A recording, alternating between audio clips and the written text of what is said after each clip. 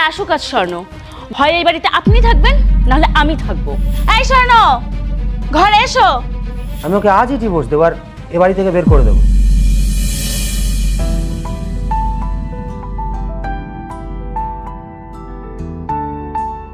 বৌমা, এক গ্লাস জল দাও তো। আমার হাত নোংরা, হাতের কাজটা শেষ করে তারপরে এনে দেবো। যদি আপনার তাড়া থাকে আপনি নিজে গিয়ে খেয়ে নিন। আরে বাবা, তোমার হাত নোংরা তো কি আছে, হাতটা ধুয়ে জলটা দাও। শুনুন, আমি এখানে কোনো ফালতু কাজ করছি না, এটা করবো আমি তারপর আপনাকে দেব।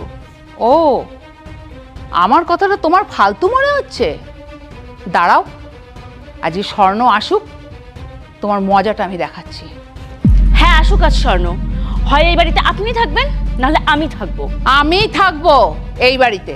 ঠিক আছে, আজ আসুক না বাড়ি, তারপর না হয় ব্যবস্থা হবে। আমার এই রোজ রোজ অশান্তি আর ভালো লাগছে না। হ্যাঁ হ্যাঁ, যাও যাও, দেখে নেব।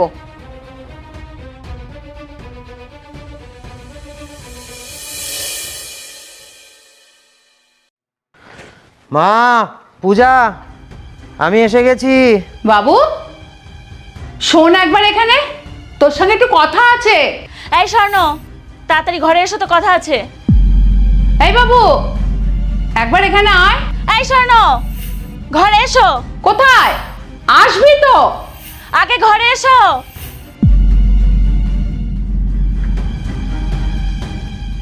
কি হয়েছে মা? দেখ বাবা, আমি কিন্তু এই বাড়িতে আর একদম থাকতে পারছি না। তোর বউ সারাদিন কাজ করে না, আমি এক গ্লাস জল চাইলেও পর্যন্ত জল দেয় না।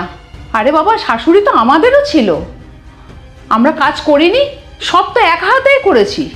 তোর বউ হয়েছে উল্টো, কোনো কাজ তো করেই না, উল্টে আরো হাজারটা কথা শোনায়।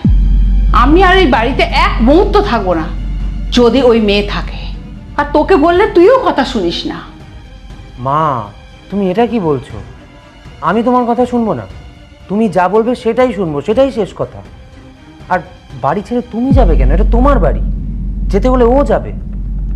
আর ও যখন তোমার সাথে অ্যাডজাস্ট করতে পারছে না, তখন আমি ওকে আজই ডিভোর্স দেবো আর এ বাড়ি থেকে বের করে দেবো।